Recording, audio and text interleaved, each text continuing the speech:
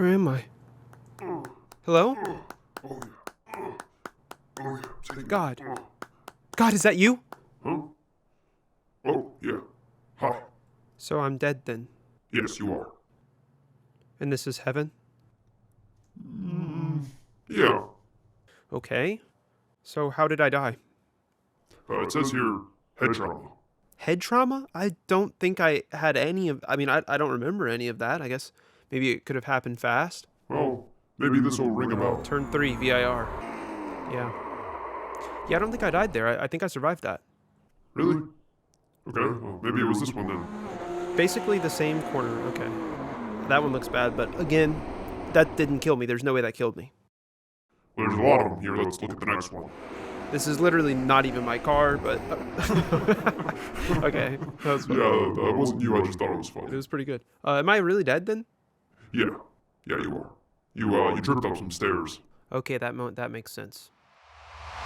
Huge shout out to all of you who survived that intro and have made it this far. We are currently on board with my first lap of qualifying, first of 2, and it doesn't quite go to plan. We're on VIR, as you might be able to tell by the barn in the background, and we're going to drive directly off the track at turn 3, which is going to give you a incident point off track and therefore not count that lap.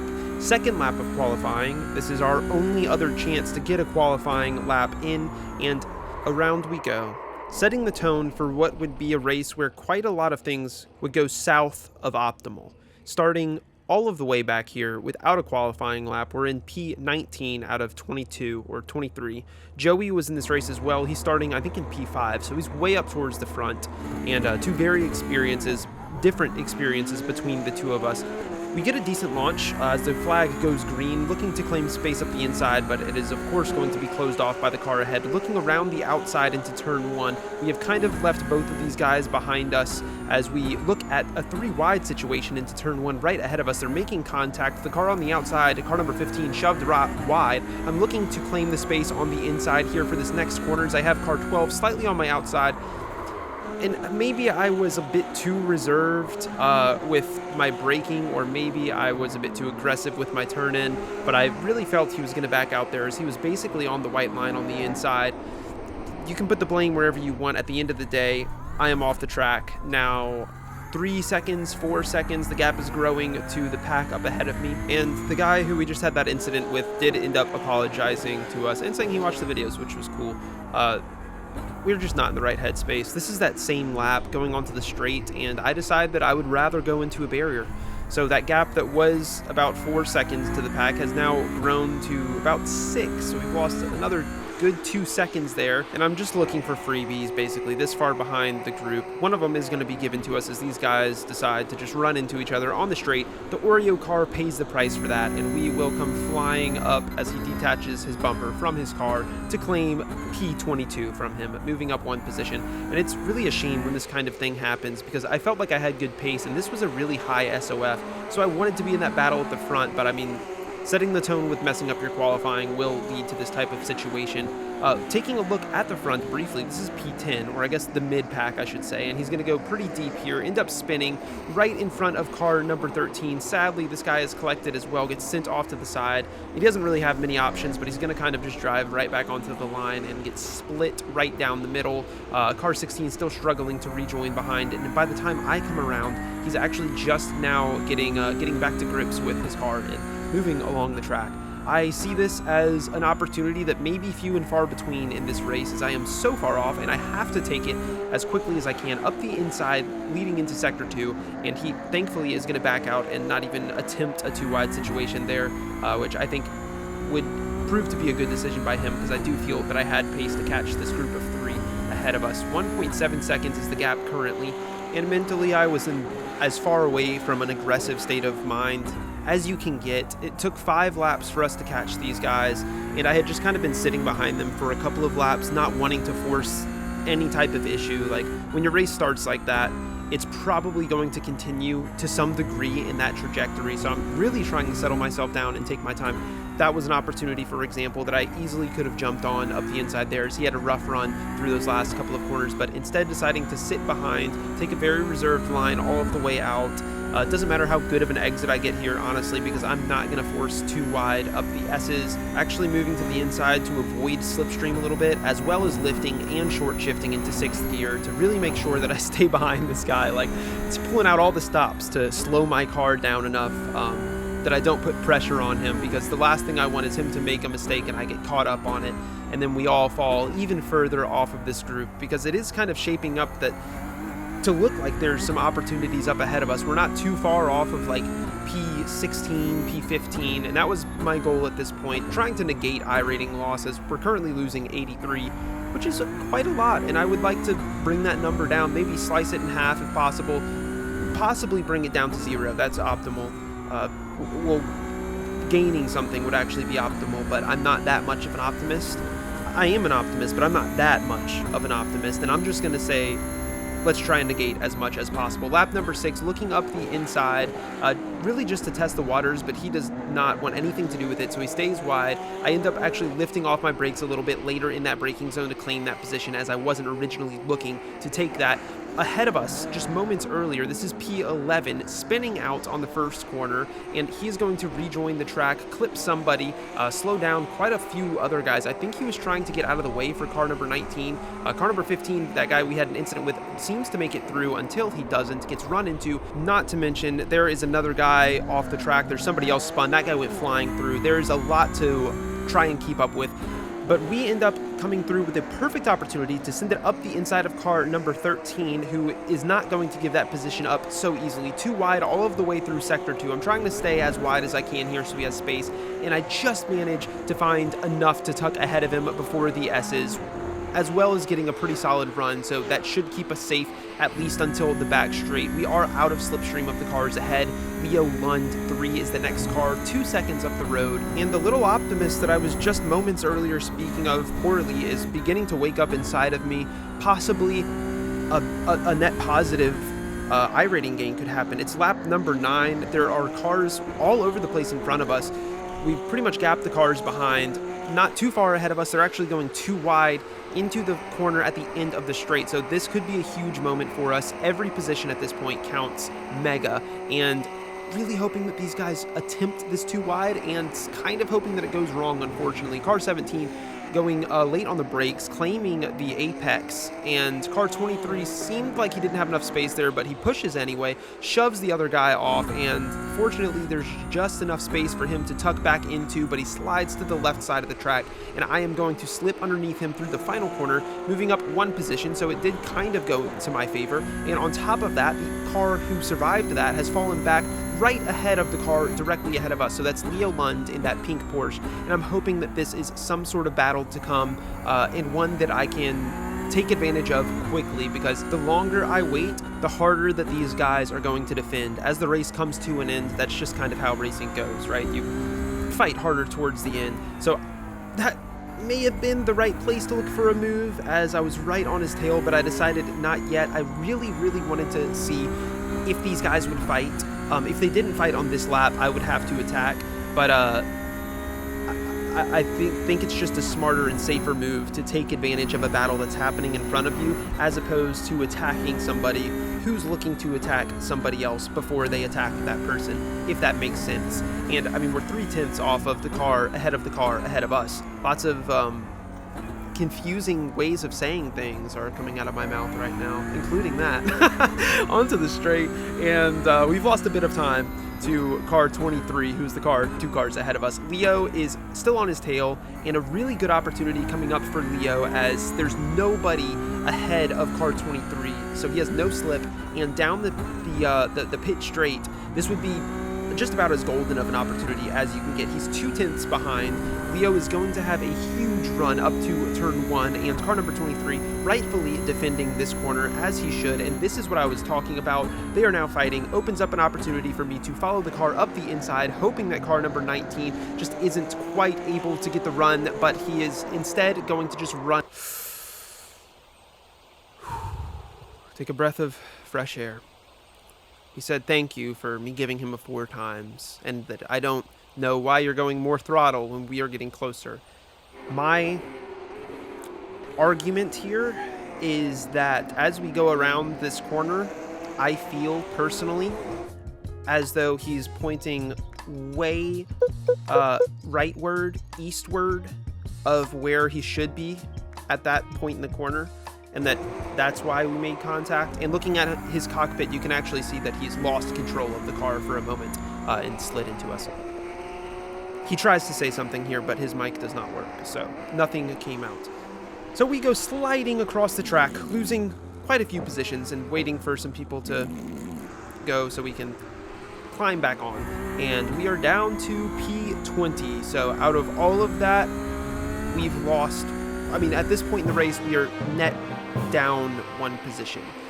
Final lap, that same car is still battling car number 23, and lo and behold, into the end of the straight, he looks for a move, locks up, and then this guy comes out of fucking nowhere and destroys both of them.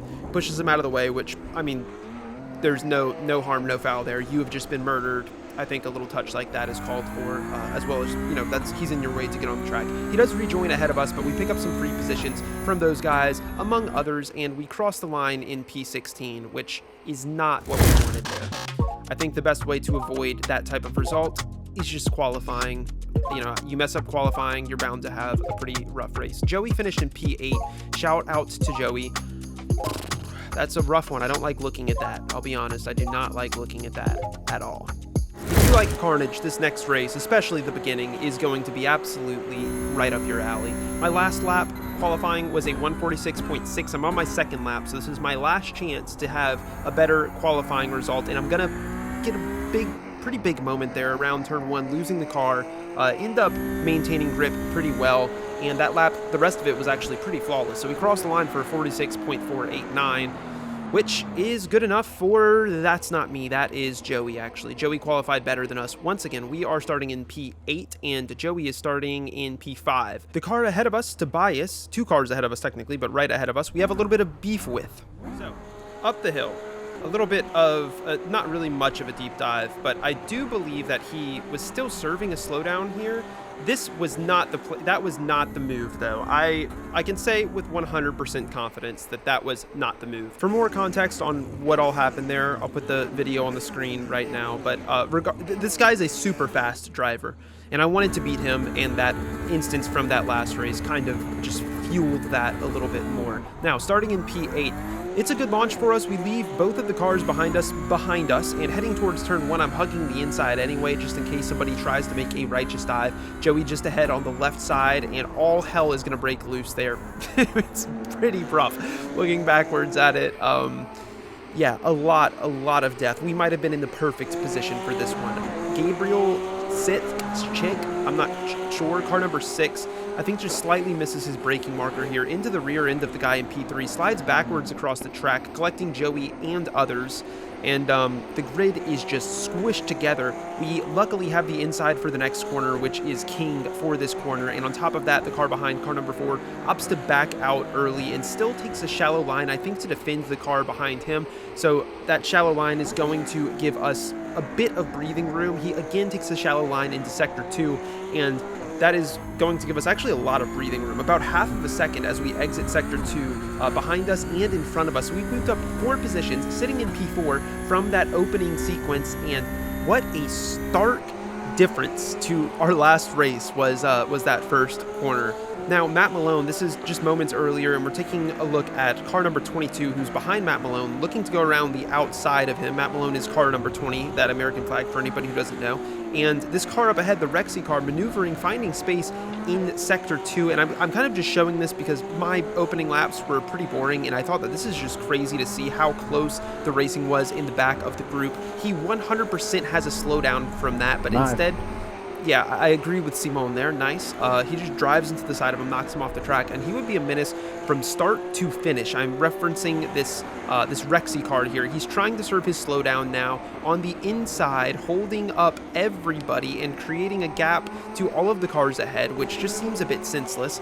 Even if you do get a slowdown there, I think it's smarter to drop off and fall behind the group without forcing the group to lose the rest of the pack way up ahead. Matt Malone moving ahead of him, but by the end of the straight, car number 21 firing back, and it's like as if serving that slowdown on the racing line was not enough. He is now fighting this guy for like P20. It just doesn't make sense to me why you would do this on the first lap and pull yourself away from the group. Although it is very fun to watch, and I do enjoy watching it, I don't want people to stop doing it because I enjoy watching it.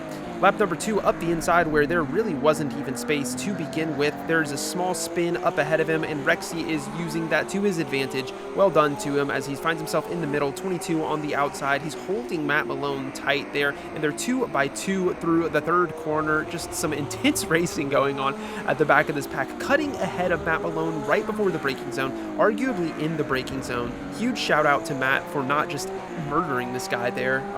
As some people may have just involuntarily done that because they're trying to go too wide with somebody. I don't know. Matt eventually ends up driving off of the track through the fast left-hander, and that opens up some space between himself and car number 21, but 21 really doesn't want that space. He's going to drive off the track, do a nice little drift, and honestly slide into a pretty decent exit for going off the track like that. However, he's getting swallowed up by Matt, car number 22, and others, and you might have thought that that guy was going to push him, but instead he goes around the outside. They're 3 wide now, and who's behind them except for Joey, who's getting a front row seat of the shenanigans going on board with Matt as he has somebody on his left and his right. As the sensible adult here, he's going to back out and let these two battle into the corner. Surprisingly, nobody dies except for that guy up ahead who's rejoining the track. Not quite sure how that happened, but the fighting is continuing all of the way towards the final corner, but everybody survived amazingly, and it's actually really good racing. It's not smart racing, but it's like good racing, and oh my god, I love iRacing. Like, I just fucking love iRacing. Lap number 3, their battle kind of settled down for the most part back there, so we're going to hop on board back with us and kind of shape the story that's going to take place during this race for you. So we're currently sitting in P4. We are just within slipstream range to Tobias, just under 1 second, which I would say 1.3, 1.4 is about where the slip is going to totally drop off, and I'm doing everything I can to stay within that slipstream range because those 3 up ahead are pretty close, and that could pull them away from me or it could bring them back to me depending on how much or how little they fight. The car behind me, Marcin, car number 5, is not totally out of my slip either. He's about a second behind me, and he is in a situation with 3 cars as well, so there's kind of like the exact same type of group ahead and behind me, almost the exact same distance. The only difference is that the cars ahead of me should technically be faster as they qualified better, and that the cars behind me actually have slip at the front of their group, so it creates a kind of like weird balance, and to be honest, I'm really depending on these guys slowing down a little bit because 1.3 seconds to Tobias at the moment, and it's looking like I am totally going to fall off here. They are getting pretty close, so one failed move or some sort of mistake from any of them, I would benefit from a lot. And as we exit Sector 2, Tobias up ahead, going all over all of the apexes, past them in some instances, and losing a little bit of time, just enough. He's down to about 1.2 seconds ahead of me, which is a little bit of slipstream, and that makes a very big difference when the car behind you also has slipstream. Like, if you were just on your own, that car behind you is probably going to gain like 0.2, depending on the distance they are from you on this straight. Now, we're just out of that range, and you can see that by the end of the straight, we've lost about 1/10 to Tobias, but we were going fast enough that we didn't actually lose any time to Marcin behind. And going through the final corner, Tobias has already seemed to be struggling with staying on track, not only in this race, but with some other races that I've been behind him in, and that trend is going to continue through the final corner, off into the dirt, almost cutting across into the pit lane, but keeping it on track, and that may be the moment that saves our lives, as that gap is falling down now to below a second, which is like, this race was just going perfect for me. Like, I was on the bare edge of almost dying constantly, but I was just enough there. I was just in the right place for turn 1. Tobias is continuously keeping me right on the edge of slipstream. Everything is just enough, and it is so different than my last race. It's crazy how like everything goes wrong in that last race when I'm trying to play it safe, and in this one I'm honestly going in with the same mindset, but things are just happening differently around me, and I suppose that's just racing. Like, there is, I don't want to say luck, because luck is when preparation meets opportunity, so I don't think you can ever blame specifically luck. You have to practice, you have to be ready to take a hold of these opportunities if they present themselves, but yeah, you do need a little luck sometimes. You don't want to rely on it, but I was feeling very lucky this race. Okay, rant over. The situation is very similar. The two at the front have enough space behind them to Tobias to where I was thinking a move may end up coming out, and sure enough, here it is for the lead of the race. Adam looking to go around the outside at the end of the straight. Car number 1 very tight around that apex, making a little bit of contact.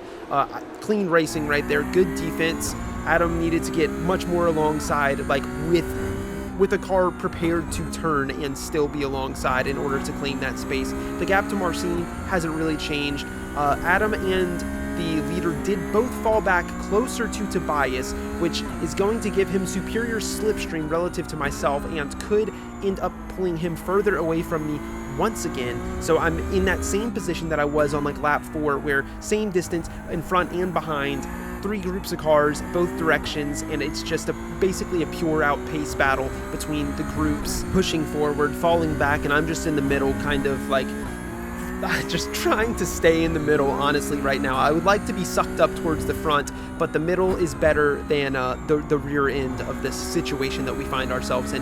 So 1.1 seconds to Marcin, really good exit around the final corner, and we are within a second of Tobias. Tobias seems to be falling off a bit of the cars ahead once again, falling back towards us and helping us out almost as if it's scripted. Like, it's just so perfectly happening for us.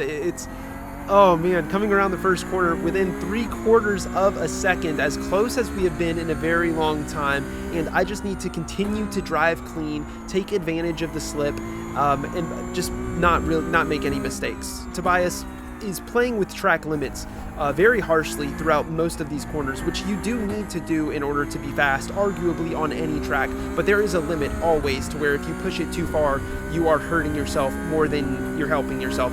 And cutting, okay, so that track limit may be one that actually doesn't really hurt you. When you hit that one right, you can gain time. I've done it in practices. The only argument I would say against that is that you have dirty tires rejoining the track, so that will affect you to some degree. Marcin behind, getting a bit loose on the exit towards the long straight, and car number 15, this could be a key moment. He's going to have way superior slip, has the opportunity to go around the outside here, but he's going to push him. So that I just want you guys to see the mindset that everybody is in. Like, it's a long race and everybody just wants to go as fast as they can overall, minimal fighting. If you make a move, it has to be very strategic, and this is not a low-rated lobby. Like, these guys are very, very fast. The guy at the front, I think he's like 7K, and then there's some 6Ks. I don't know. It's all over the place. Point is, these guys are very fast.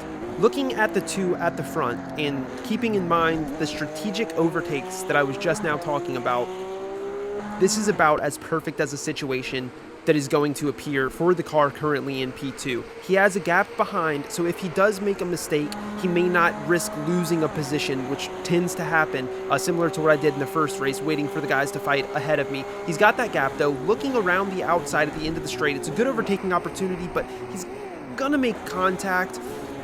It could go both ways. There was very, very limited space given by the leader there. Like, the leader was really keeping him on the edge of the track, and P2 goes flying off into the middle of nowhere.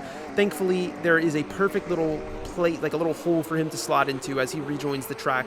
And, I mean, that's pretty good for us. We move up into P3. Tobias now has space between himself and the leader, space that is going to eventually close up due to that slipstream, but Tobias is an aggressive driver, so I'm just hoping that I can stay in that slip, be pulled together with them, and then take advantage of some sort of fight. We're not going to get that far, though, because Tobias sliding out of the track and completely cutting Sector 2 as he didn't really have an option there, and he's going to go all of the way around the inside. This is going to give him very dirty tires, and I was worried because he has a kind of record of not really letting me through when he's rejoining the track like that, but in this instance he's actually going to back off, let me through, and that's sadly actually going to put us off of the leader by a good bit. With Tobias behind me, like, I know that this is going to be some sort of battle, and I had a couple of different options here. In my head, I was thinking, okay, I try and defend this guy because I know that he's going to attack. Like, if the opportunity opens up, more than not, this guy is going to attack. Or I just let the move happen and tuck back behind him, and I'm going to have to rely on his pace, but I think it's the better alternative as opposed to fighting and losing time, potentially bringing the cars behind well within slip range. And if they get, say, a half a second behind us due to us fighting, which isn't out of the ballpark, they're currently 1.5 seconds behind us, it's going to be very, very hard to drop them. And you saw the mindset of that group behind. Like, they're pushing each other. They want to catch us. Look at the 4 of them. They haven't changed positions. They're just riding in that group, hoping that we're going to fight. I know they are, and as we cross onto lap number 11, I mean, we've got 4 laps left, including this one. Tobias up the inside, knew it was going to happen. I actually dive wide and try and just ride behind him. The opportunity here to fire back, but I'm not going to. I'm going to instead lift off the throttle. Perhaps I lifted it too much, but still, I think we minimized a decent amount of time lost to Marcin there. Had we gone too wide, I promise you, Marcin would have been on us by Sector 2 just about, or if not, he would have been on us as we exited Sector 2, because it could have been too wide all of the way up until right here. This is a lot of times where the too wide situation will end and somebody slides out ahead. I'm diving out of slipstream on the straights to try and avoid sucking up so close to Tobias, because in all honesty, I want him to feel comfortable and I want him to run, and I just want to follow him for now. You know, if an opportunity opens up way later, then we take it, but I'm just going to stay far enough back that he is full push mode. That's my goal. And you did see him just drive way off the track, but like I said, I think that actually can be faster. Less than a second to Marcin behind us, and that gap is basically going to remain the exact same as we go on to lap number 12. And you might have noticed that Tobias was defending up until the end of that corner, which is fine, honestly, because I understand why he's defending. It is slowing us down just that little bit, which is beginning to pull Marcin up to me. And honestly, this may have been part of Tobias's plan, is to, you know, slow down but defend enough until I am having to battle with Marcin, which is what I was trying to avoid. And now that I think about it, perhaps that's what I should have done to Tobias, because I know that Tobias is very aggressive. So had I, you know, kind of slowed us up and let Marcin catch that way, fight Tobias, maintain the inside, and keep track position, it could have led to a situation where Marcin and Tobias were fighting. But in the end, it's still a gamble, and I would rather take the safer route, especially after what you saw happen to me last race. And I mentioned earlier that we had an incident with this guy in a previous video.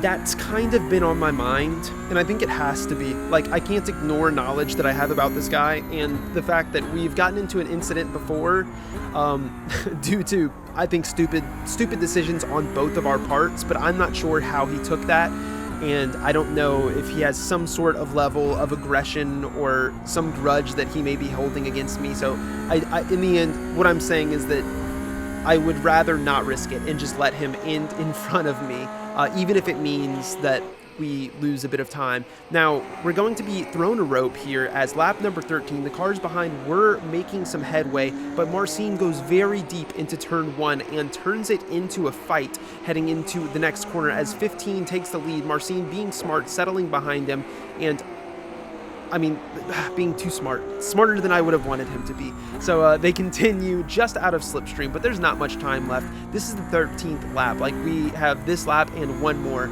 So I expect some fighting to break out behind us, but I also am keeping in mind that this is my time to begin an attack. And you can see Tobias moving out of the slipstream ahead of me, or moving me out of the slipstream by pulling to the left there, refusing to give me the slipstream because he knows that the race is winding down, and if I am going to make a move, it's going to come soon. Perhaps on this straight, if I get a really good run, is obviously one of the best places to have a move done. It's pretty much at the end of this straight or turn 1, in a big moment from Tobias as we exit onto that straight. That is going to give us a superior run. We're 3/10 behind, not quite as close as I would like to be, but definitely within range to fire a move if we wanted to. The only problem with that is that if we make a move here, Tobias could make a move on the straight, and you can hear me lifting. I'm not trying it. I would honestly rather try to make a move somewhere else, or even a bit later. And I mean, I'm making excuses for myself. Realistically, I probably should have made that move, and you're probably like, make the move, as I was going through there, and then I didn't, and now you're like, whoa! oh God, I hate this guy. He's not doing anything. And you're right, I'm really not. Final lap rolls around, and I'm going to continue to not do anything. Like, Tobias is, well, okay, I peep up the inside from a very far distance back, and I don't think Tobias thought anything of that, but we still gain maybe a little bit of time to him there. I'm not quite sure. He did seem to be a bit in his own head, I want to say, because I was lifting on straights. I was moving out of slip when I could have been taking advantage of it to try and make him feel comfortable. And in a lot of instances, he was still defending. He's missing apexes, and he has been for quite some time, actually. When I was riding behind him in the last video that I mentioned earlier, he was struggling a bit there as well, like to stay on track, and he was doing that same thing where he's kind of defending even though I wasn't attacking, which is not bad. And this guy is obviously a very good driver. He was the top Porsche Cup driver last year, I believe. He won the Open Division, but it seemed like he was getting a bit in his own head, and it's finally going to bite him as we go through that left-hander. He gets totally loose and is flying off of the track at the perfect time. Not much he can do there. I mean, once you start moving that direction, you are gone. Off the track, and we move up into P2, losing basically no time, and it is a Sunday drive until the finish, with us going around the last corner for the final time and bringing it all of the way home after a pretty flawless drive, I would say. We got very lucky at the beginning, but I mean, it happens. P2, baby. I was really happy with that result. I just drove a clean race, and sometimes that's enough. Huge gains for us, probably the most gains I have had in like at least a year. 85 iRating, like that is a ton. This is the total opposite end of our last race, and I am here for it. If you guys enjoyed this and want to support me, please check out my channel, the link in the description, and subscribe.